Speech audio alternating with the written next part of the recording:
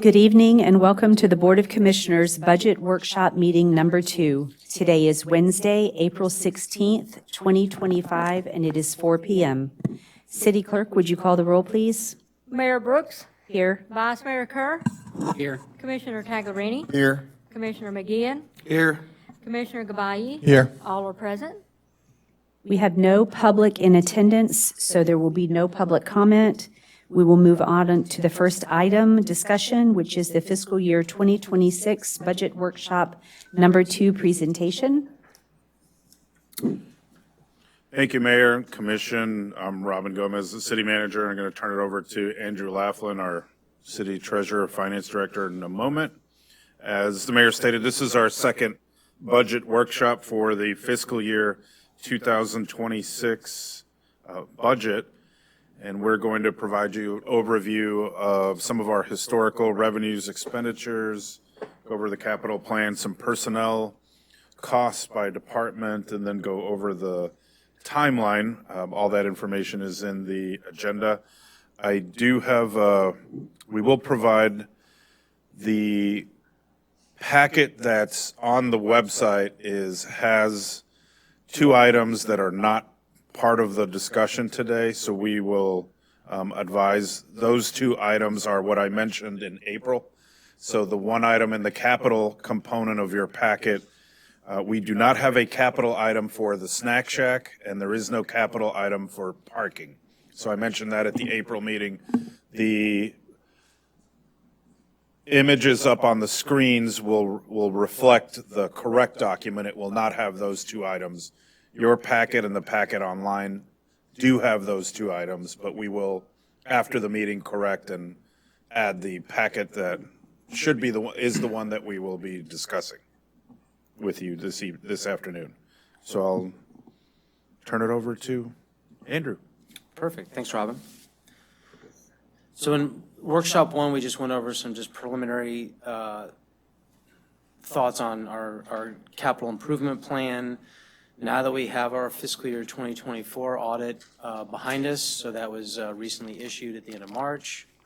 So we're good there. So I wanted to then take that time, now that we have final numbers for fiscal year 2024, provide you with a three-year historical, just so you can see some trending information by fund for revenues and expenses in each of the city's governmental and enterprise funds.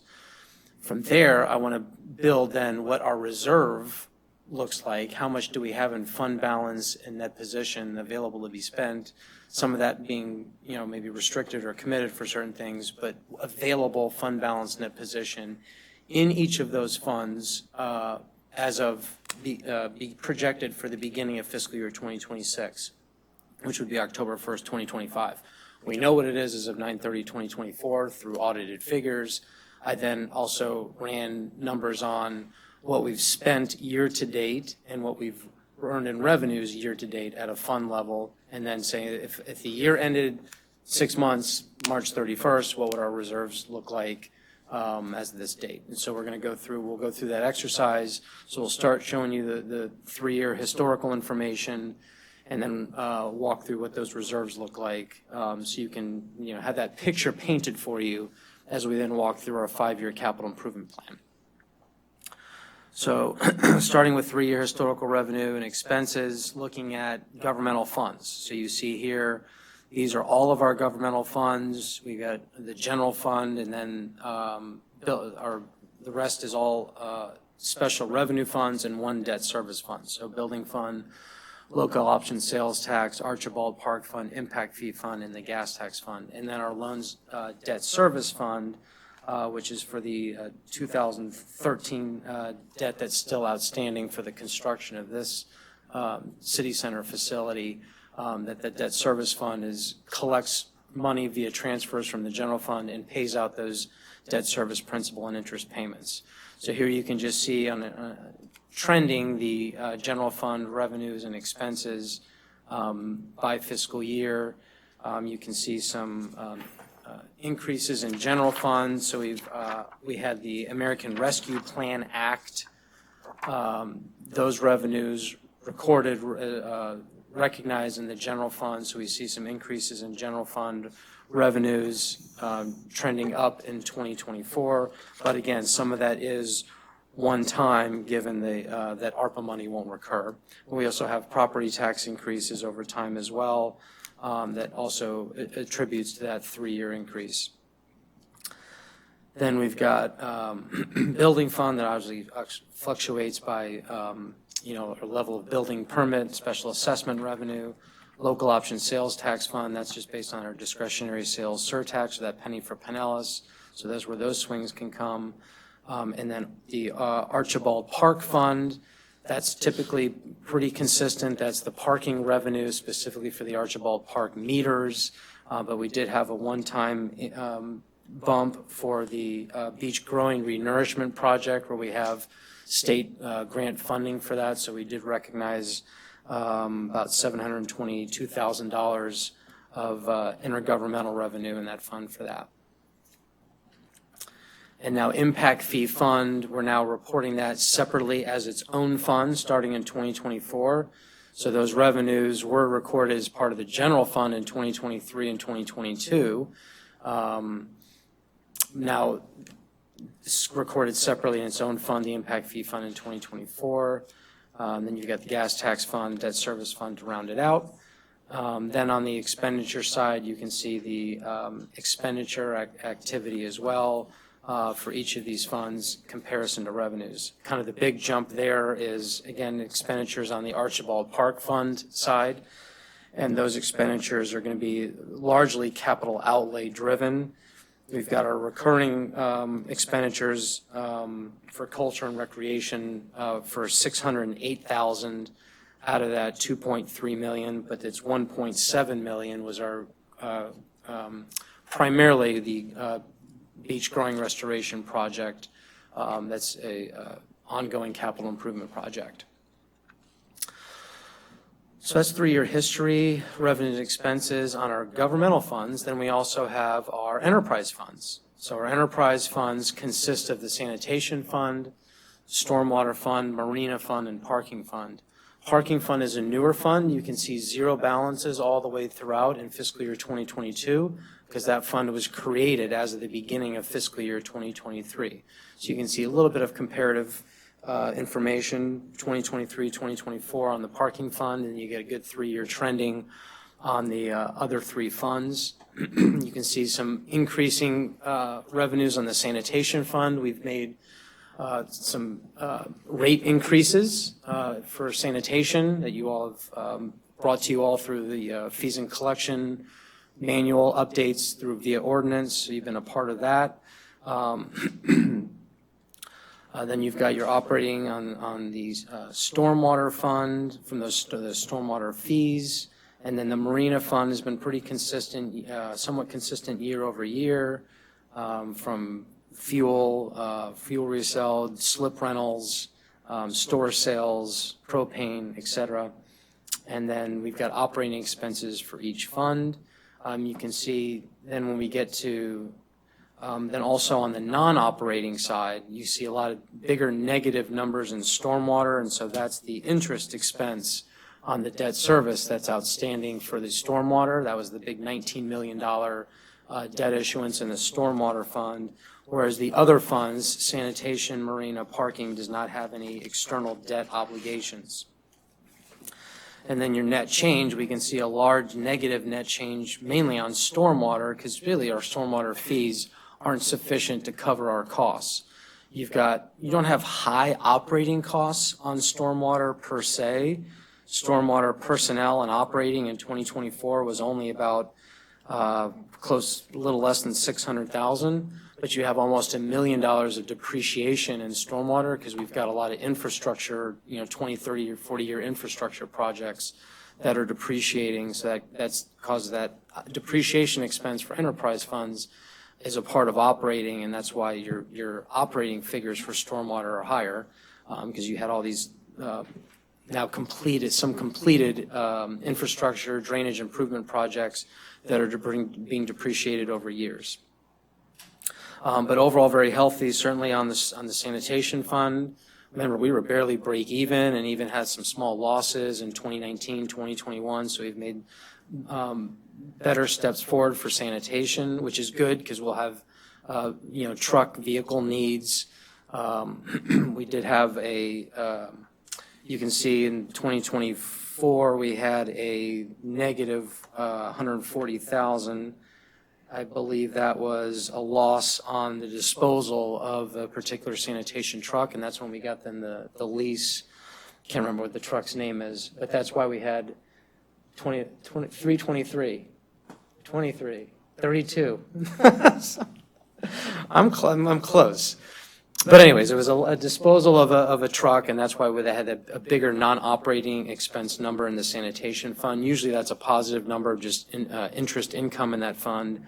But those was a one-time hit due to the disposal of that truck after only about 2 or 3 years.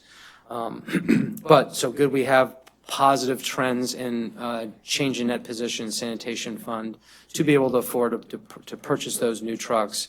And that depreciation expense will grow in sanitation as we have those needs. And then parking fund, you can see big, a large net change in parking fund net position. So over time, that's been accumulated for the potential construction of a parking garage. But until any plans are finalized, that reserve buildup is continuing to build in the parking fund, and we can decide collectively, the commission, over time, how those reserves will be spent out through a parking garage or maybe other capital needs of the city. Because those funds are not restricted in any capacity within the parking fund. This is just segregating, showing the results of our parking operation, which obviously our revenues significantly exceed expenses. Before they were a part of the general fund, now they're its own fund, but they don't have to necessarily stay in that fund. If there's other project initiatives that we have outside of that, we could transfer money out of the parking fund. It's not restricted in any sense.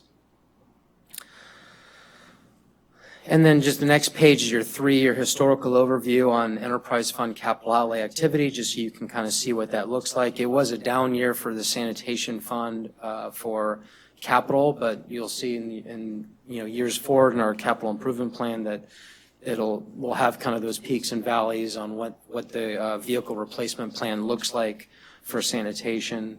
Stormwater, again, that's just based on the timing of the projects, the availability of vendors from engineers, construction contractors, as well as our own city personnel time to carry forward these and follow through on these existing stormwater drainage improvement projects. But we had a bigger buildup of expenditure activity in 2024, as you can see.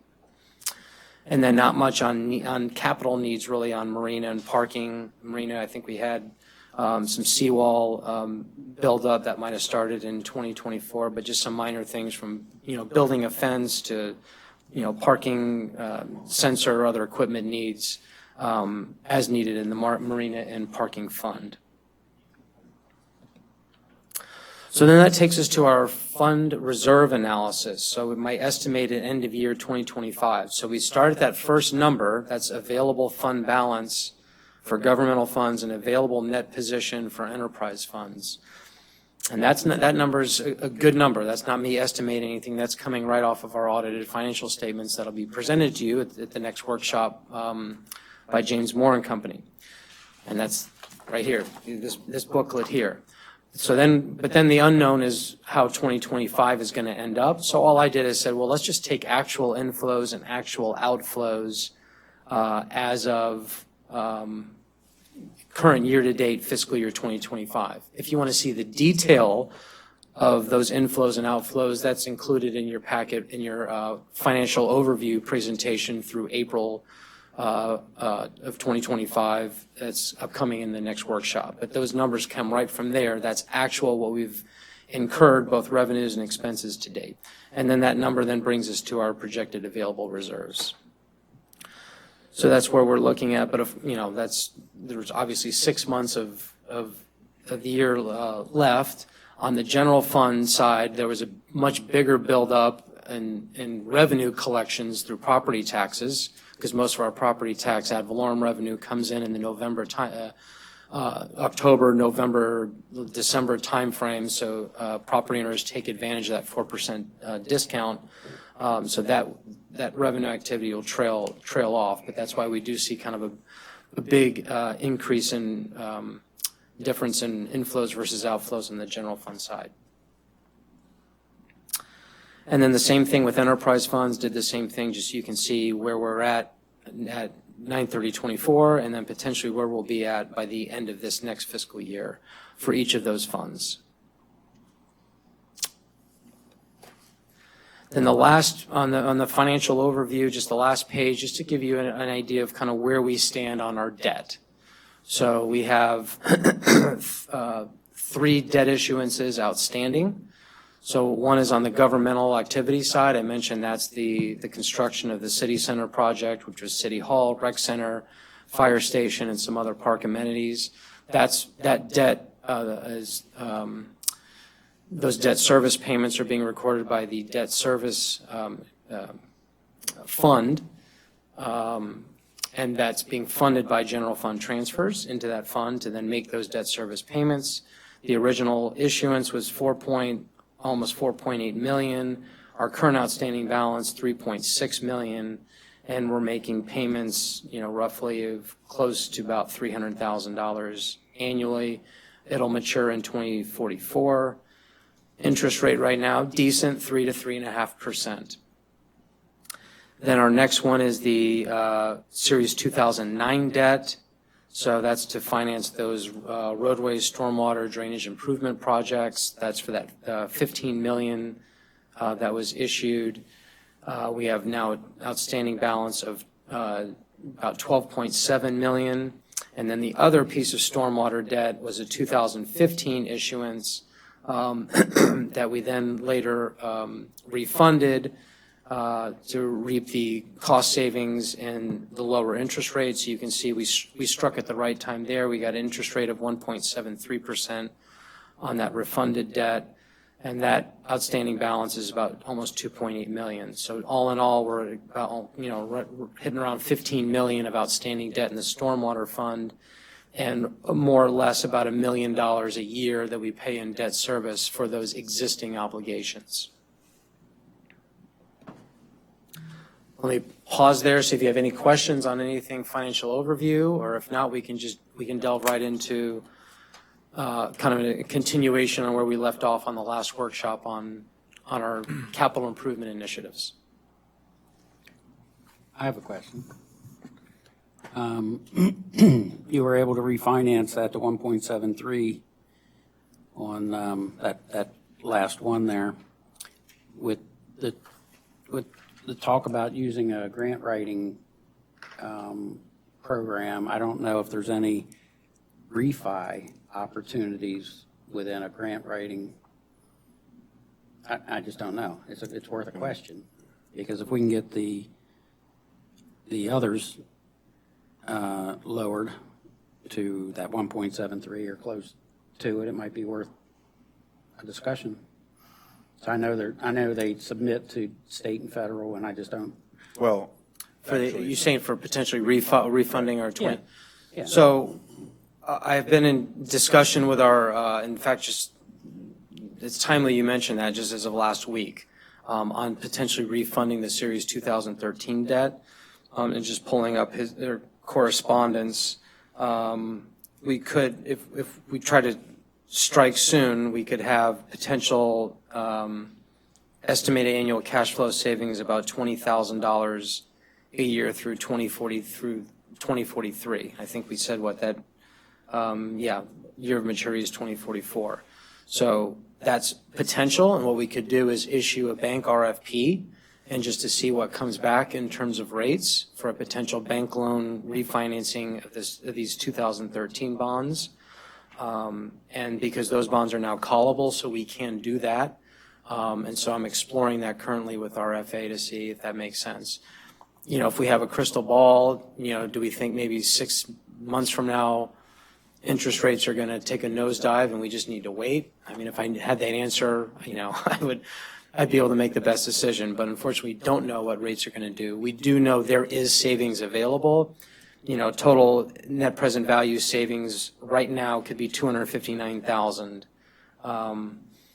You know, which actual cash flow savings about 20 grand per year. You take the net NPV of that, you're looking at about $260,000 of savings if we struck now. I think it's worth the consideration to put out the RFP and get some responses, see what our best rate structure could be. And then I can bring that to you all and say, you want to pull the trigger, or do you know more than I do in the bond market and think that, you know, a year from now it's going to be a lot better? Or, but right now those bonds are callable, and we could. I think it's worth a discussion. Okay. I mean, I don't know what the feds are saying, what their projections are, or if they're even announcing any projections, but we know we can save a considerable amount of money. It's worth the exercise. Yeah. I'll give the go-ahead, at least issue the RFP to get some responses and see what banks are willing to lend to us for that 3.6 million, and see what comes out of it. But right now, yeah, we certainly wouldn't have that opportunity on those 2020 refunding bonds. That's a great rate now, and then I don't think those the Series 19 debt, we could get a better deal on that now, but we're constantly monitoring that. Okay, yeah, I mean, I guess you're calling it the Series 19 is the 12,742,000. That, I don't know. Is that callable now? I mean, is that eligible? I believe that was a bank loan. I would need to see what those repayment terms are, but also at 3.07%. I think that interest rate is a little lower than Yeah, I mean, it what we're looks paying in the it's- 2013. So It's great, but if there's better, I don't know what it costs actually. When you pull the trigger, there's always a cost involved in it. there'll be cost of issuance that needs to factor in. So, you know, there's a cost to it, but then in the lower rate, you know, you're achieving those. The ballpark figure is, hey, we might be able to save 20 grand a year. Yeah, okay. It just seems crazy out there right now with the federal government, what they're willing to do. I mean, you're looking at the opportunity for the no interest loan. So I hope that's going well. Still working through that, yes. We'll have some more information to you all that's forthcoming, but certainly, yeah, we like no interest, but we also like low interest. So we'll see what we can do issuing an RFP from banks. Awesome. Thank you, Andrew. Okay, anything else? If not, we can dig right into the kind of proposed capital improvement plan. So we have a little more information than what you went over in the March meeting. I wouldn't by no means say that this is absolutely final. We're still kind of going through some internal deliberation, but this is a pretty good depiction of what we feel we might be wanting to spend over the next 5 years on a fund and department level. So I'll kind of pause and we can just kind of see if you all, and if you want to have discussions on any of these individually or by department level. As you can see, a lot of these are just kind of equipment replacements. Some are larger multi-year projects. But we'll maybe just take, and we got our department heads available to address questions you have on any of these particular items that you see in this list. So I'll stop and say any questions you all have on this 2-page list that you see here.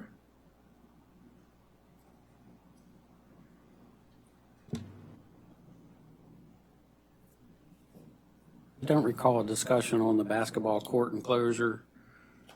I know, a year or so ago, maybe.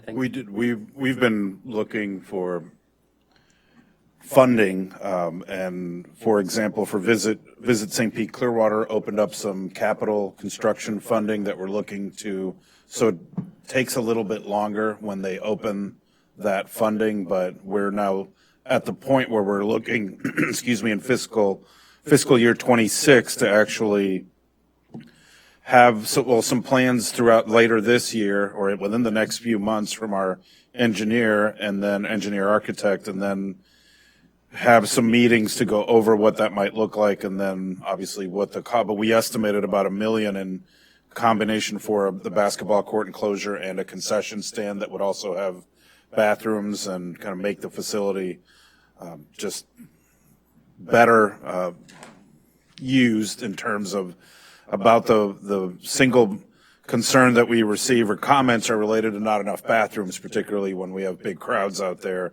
and being better able to utilize space out there by enclosing the basketball court to have more classes out there as opposed to here in our city center. And once the rec center should reopen in the next few weeks, but we'll certainly have more discussions, but we're looking to have this next year, at least to start the construction in 26 and hopefully complete it in fiscal 26, but hopefully complete it toward the end of calendar year 26. But Jay, if you have anything else I think that kind of. I remember the discussion, but it's discussion. been like a year ago. Yep. The last time we discussed it. So it's. Yeah, so now we're still in showing drawing the board. funding. Yeah. Yeah, Okay. and still in the very early design and coming up with ideas of what it might look like. Great. Thank you. So I was curious about the restroom facility over at Madeira Beach Fundamental. Because the school flooded and with the portables there, where are you at in a design or idea? So moving this forward? is preliminary. I haven't even gotten them to agree on it. But, Oh, okay. So Okay. we've been doing youth athletics there for years, before me. So 10, I've been here for 10, so add however much time before that. One of the biggest challenges there is we've used the porta potty, a single porta potty for 10 years for programs with 300 to 400 kids in it. And, with the damage to everything that happened, one benefit that came out of that is they actually ran plumbing to put a portable on the field for restrooms now. So that presents us the opportunity that the sanitation sewer, the connection that we would need is run.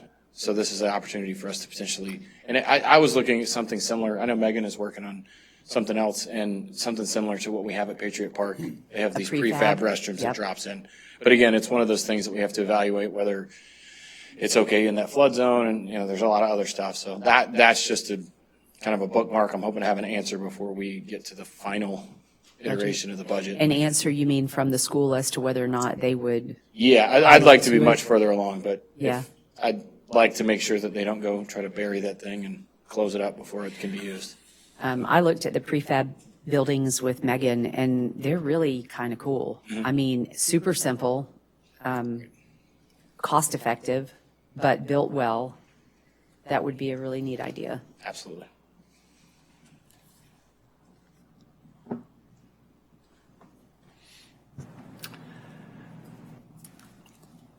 I would like to discuss real quick the cost in fiscal year 26, the $150,000 to replace City Hall veranda and the stairs. And the reasons why is because it is not slip resistant and there's grout coming up on the stairs. Is there any way we can not replace that? And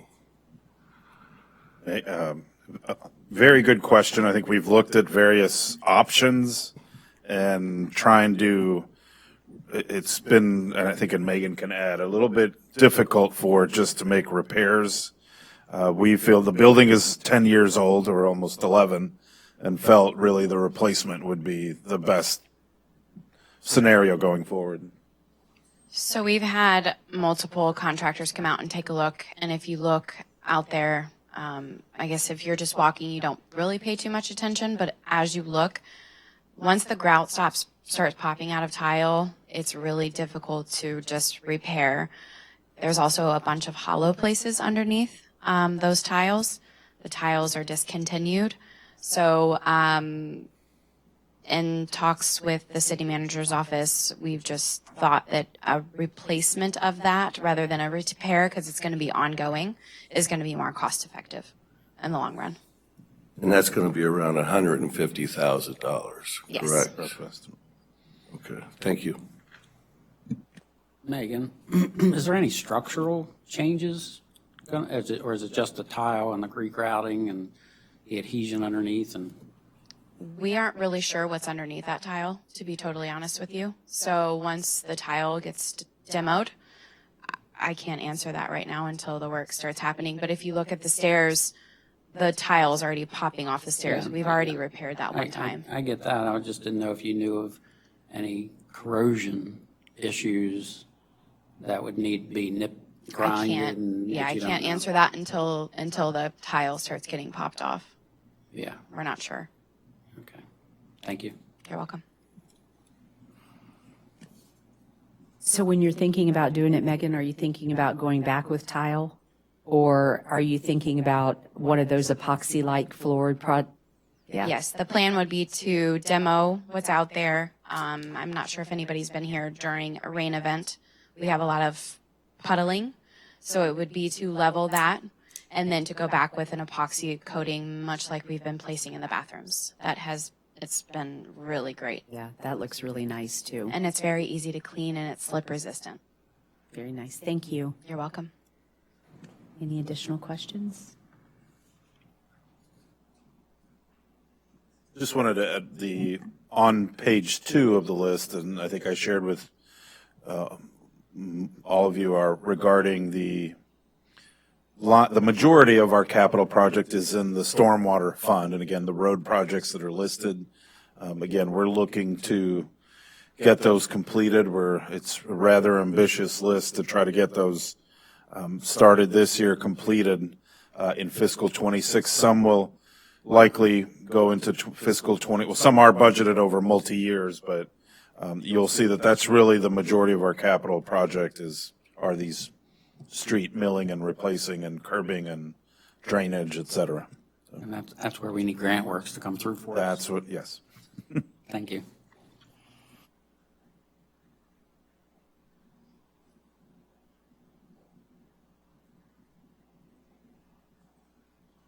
Any other questions on capital? If not, we'll move on to the last section of the workshop. This was requested just to see, not necessarily future requests, we're working through that currently, but just what's the current landscape of our personnel within the citywide. So what I did is put together just a personnel listing by FTE. So you can see, and that's at each department level with title and then the FTE. So the FTE is 1, that's person's fully dedicated. If it's 0.5, then they're 50% dedicated to one department and maybe 25 or 50% to another.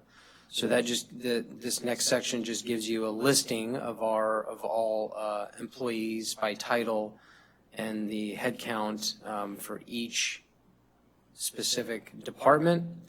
And the next just kind of gives you an overview of salaries, taxes, and benefits totals by department currently for fiscal year 25. And that even includes vacant positions, not necessarily just all, and this is for the entire year. So projection out of both existing employees plus vacant positions, what those salaries and FRS contributions, 401A contributions, workers' comp, et cetera, for the fiscal year.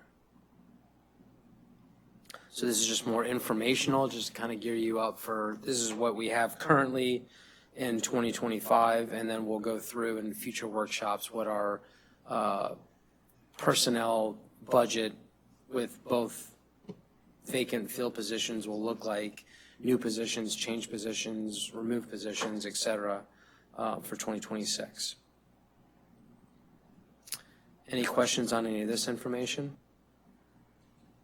And just to add to Andrew's comments, some of the positions, particularly on page 2 of this listing, for example, for Archibald, we don't have an Archibald department, but those are the positions that are funded out of the Archibald Fund, and they do cross department. So the rec leader 3 is in the recreation department. Grounds maintenance supervisor, I think that's Jay's position, and then the senior grounds maintenance and grounds maintenance are in public works. So they do cover those two departments.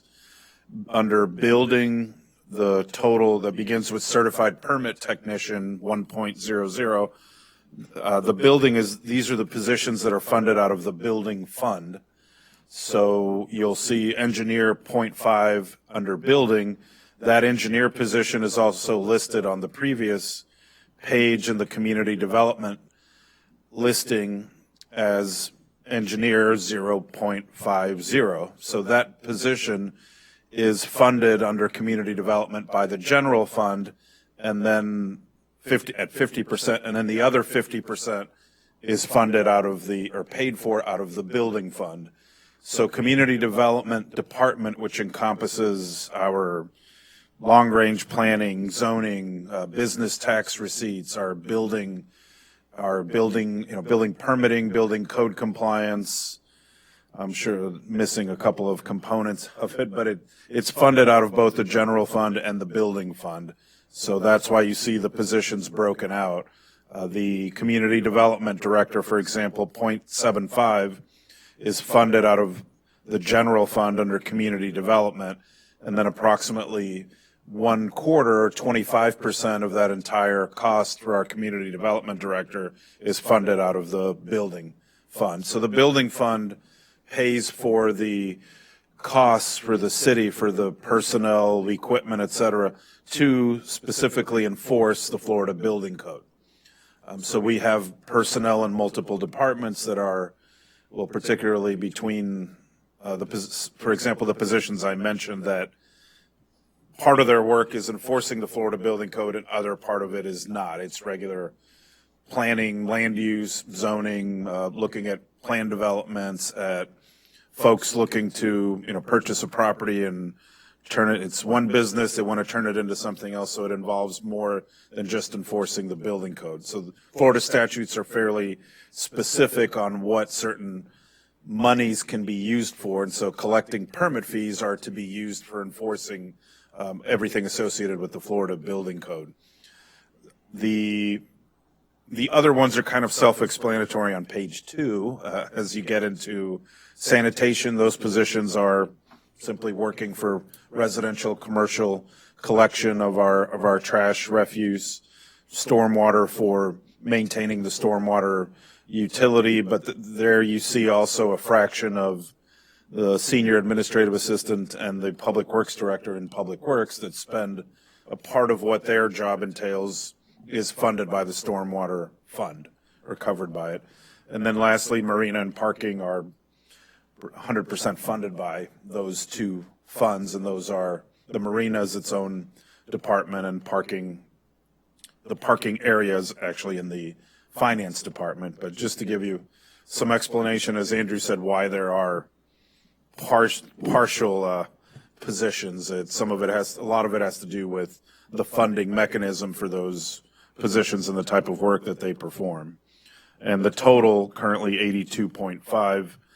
As Andrew stated, we will bring you back in May what this would look like for fiscal 26, but I don't think it's going to be significantly different. We're not going to be adding, if any, positions, I think possibly in fire. We currently have vacancy, and in fire, because we're the new station in North Reddington Beach, should be completed hopefully in fiscal 26, and it would open, requiring some additional personnel. But we'll go through all of that as the year progresses. But we're not looking to add any positions in any other area of the city, but we will bring all of that to you. Obviously, the increases from one year to the next in personnel are attributed to increase in salaries and wages. We have not brought that to you, but I have had discussions with each one of you regarding what that might look like, and we'll bring you some scenarios for the May budget workshop, which will be on the 28th of May. Tentatively, as I shared, we're looking at really a personnel or a salary increase for all positions other than those that fall under the IAFF, or the collective bargaining agreement for the members of the fire union. Their salaries are set as part of that 3-year collective bargaining agreement that was approved last year. But for the rest citywide, potentially looking at preliminarily, based on conversations that we will have going forward, as to what those salary increases would look like, then they would be in the range of around approximately a 5% salary increase. Again, preliminary, what I think I would end up proposing as part of the budget for next year, but certainly we will, again, preliminary, no decisions have been made, nothing's been voted on, but what to look for next fiscal year. The current fiscal year, the prior fiscal year, the budget incorporated, as the commission adopted, a 6% across the board salary increase, again, excluding fire. Also, I have to say this because otherwise people saying that I'm doing it for a different reason, but I'm not included in that as well. As all of you know, I have a separate employment agreement that gets reviewed. But so whatever the across the board wage increase is applicable to all positions. I'm excluding that. I don't and haven't gotten into great depth as to what our medical premiums would look for increases, but this year we experienced, I think it was about a 9%, 8 or 9% increase over the prior year. I think tentatively we're looking at something close to that number. Nothing excessive yet, but it's still kind of early as to what that might look like. And really, those are kind of the two bigger items that we tend to make up the majority of the increase from one year to another, other than adding positions, or the contrary, which would be a reduction in budgeted positions. I'm not recommending that we look to do that we do reduce any positions.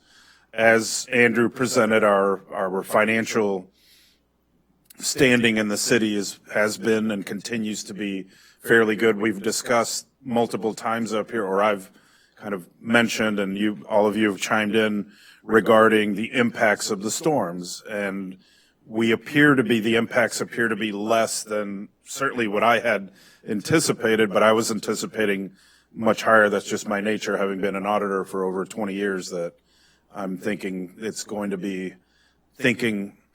worse than what it might be initially, but it appears the tax refunds have been less than I think what originally expected. We don't have a total yet as to what those have been, but looking property by property, they have been fairly nominal. I've probably looked at about 50 of them, and they're in an average range of about 8% of the total property tax that was paid.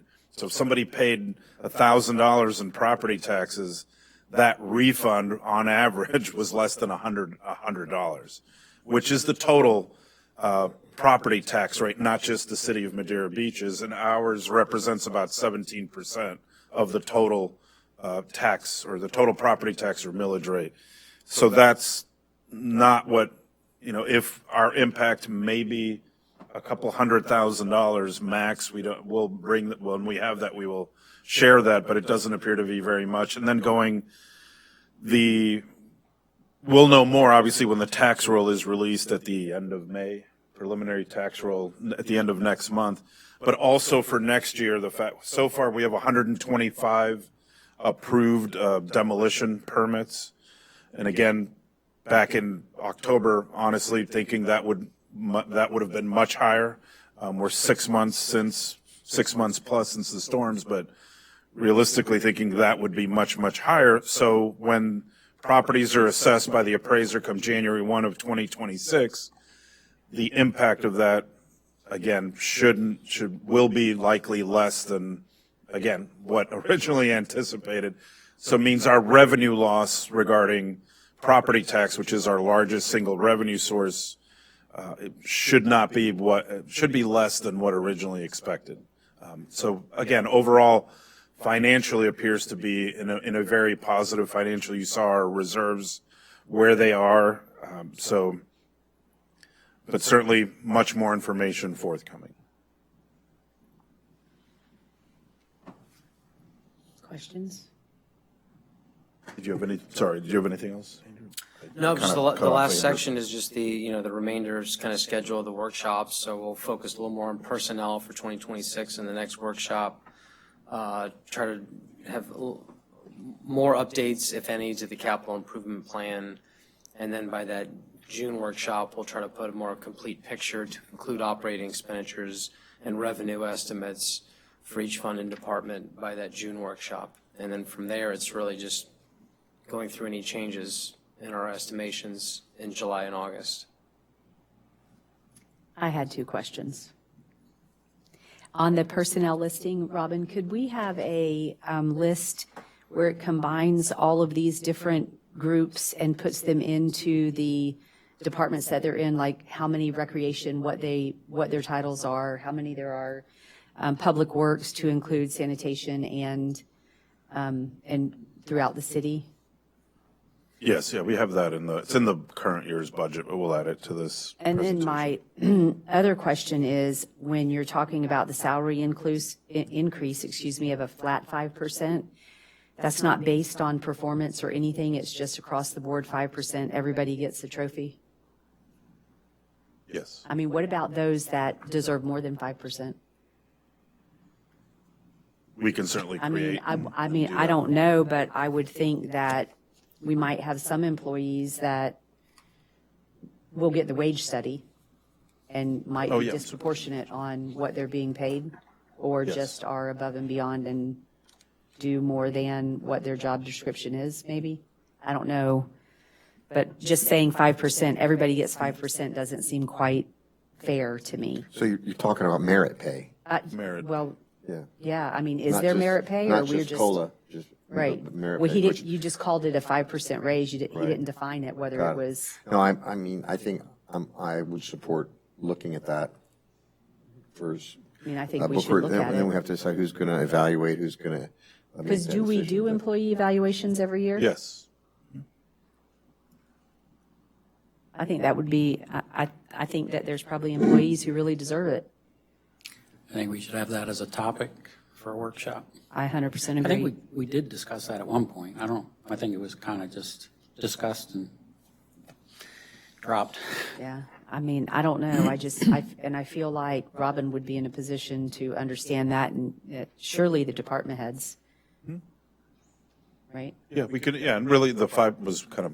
There should be a range, I would think, maybe between 3 to 7% for best and worst. Right.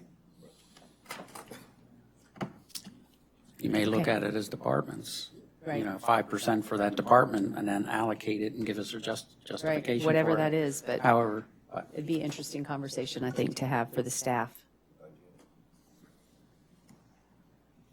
and then I want to make a remark to what Robin said about the ad valorem taxes. I think we're going to be we're going to be in the neighborhood of maybe 4 or 5% hit by the time you take all the properties that were not impacted by the storm, the condos and whatnot, and then the 8 to 10 to 12% refund that were actually provided on the structures. I think it's going to wash out, just a guess, at about a 5% hit, but then that's going to recover over that, in my opinion, after the properties are rebuilt.